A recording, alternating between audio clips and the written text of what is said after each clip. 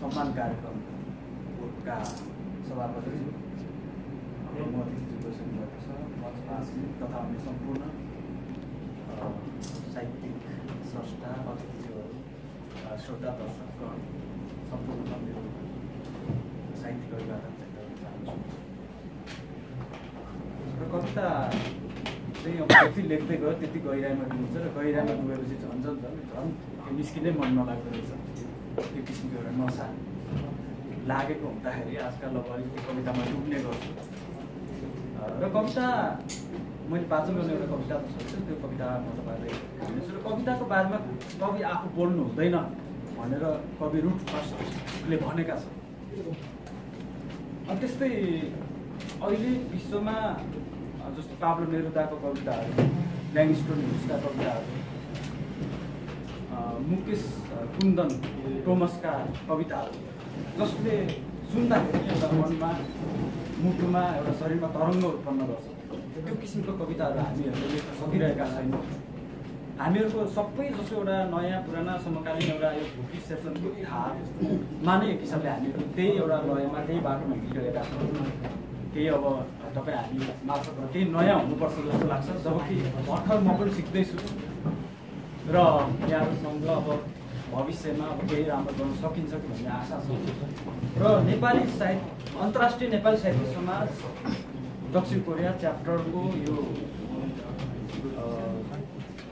203औं जयन्ती समारोह तथा सम्मान समारोहमा विभिन्न क्षेत्रमा चाहिँ एउटा चर्चित एउटा नाम भएर अवस्थितज्यूहरूसँगै म पनि सम्मानित हुन पाएकोमा अत्यन्तै हर्षित, अत्यन्तै उत्साहित छु र अबका दिनहरूमा थप जिम्मेवारी पनि महसुस गरेको छु।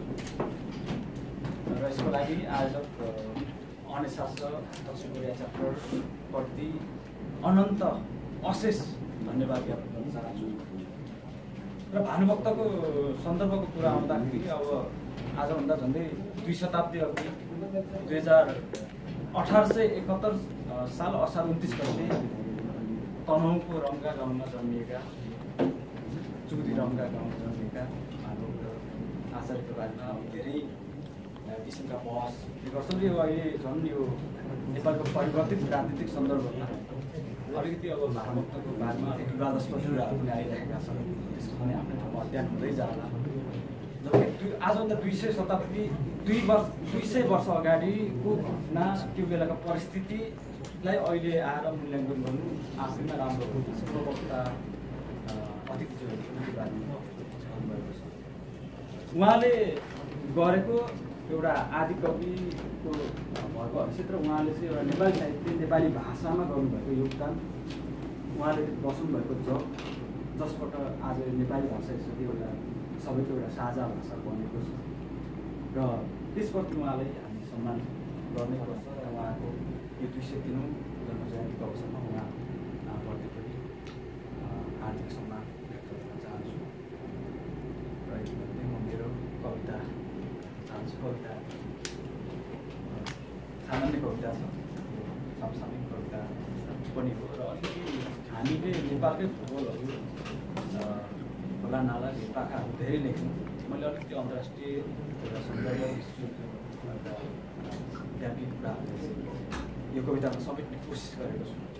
धेरै सफल नहुन सक्छु, के कस्तो छु यहाँहरूले सुनेर मनन गरिदिनु होला। कविता समय।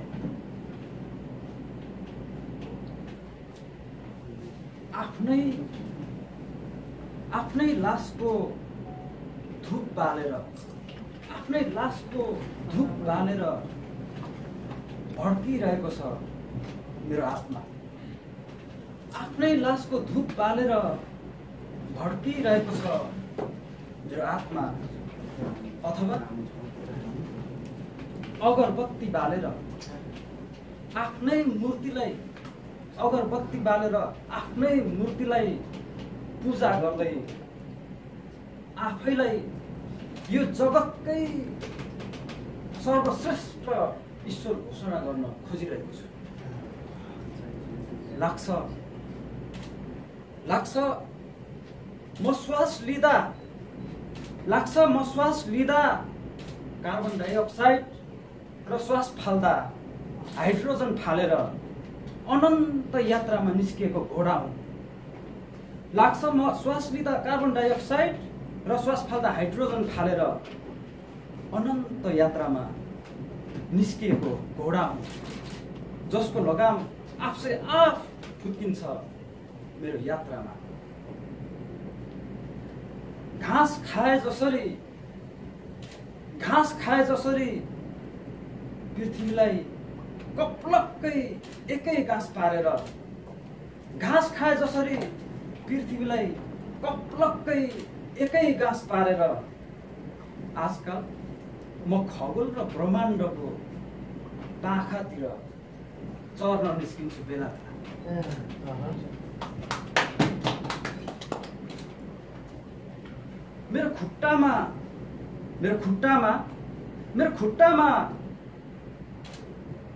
खुट्टामा फलामको मोटर जोडिएको छ। मेरो खुट्टामा फलामको मोटर जोडिएको छ। हातमा फलामकै पातला पातला पखेटा। मेरो खुट्टामा फलामको मोटर जोडिएको छ। हातमा फलामकै पातला पातला पखेटा। म उड्दा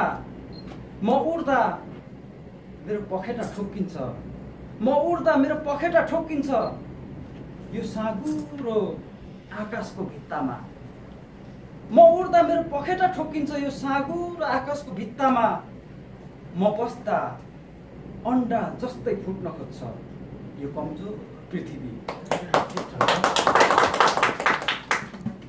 मेरो खुट्टामा फलामको मोटर जोडिएको छ। हातमा फलामकै पातला पातला पखेटा। म उड्दा मेरो पखेटा ठोक्किन्छ यो साँगुरो भित्ता आकाशको भित्तामा। म बस्दा अन्डा जस्तै फुट्न खोज्छ यो कमजोर पृथ्वी।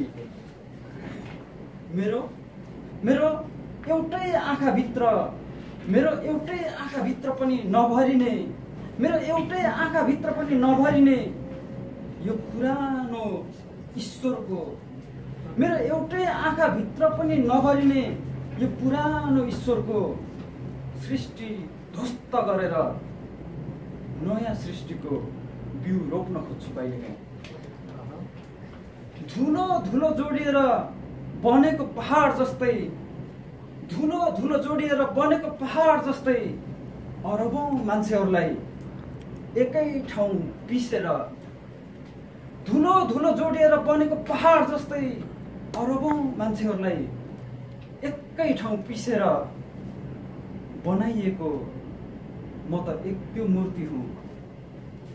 धुलो जोडिएर बनेको पहाड जस्तै अरबौं मान्छेहरूलाई एकै ठाउँ पिसेर बनाइएको म त एक त्यो मूर्ति हुँ जसलाई केवल आफैदेखि मात्र डर छ। कारण कति बेला मेरो दिमागको मुटु टुक्रिन्छ र मेरो सिक्रीहरूले बनेको हातले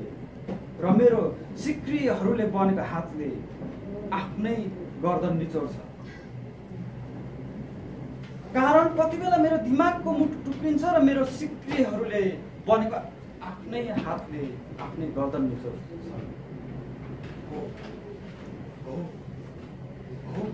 म यही समयबाट भाग्दै गरेको अर्को समय हो। म यही समयबाट भाग्दै गरेको अर्को समय।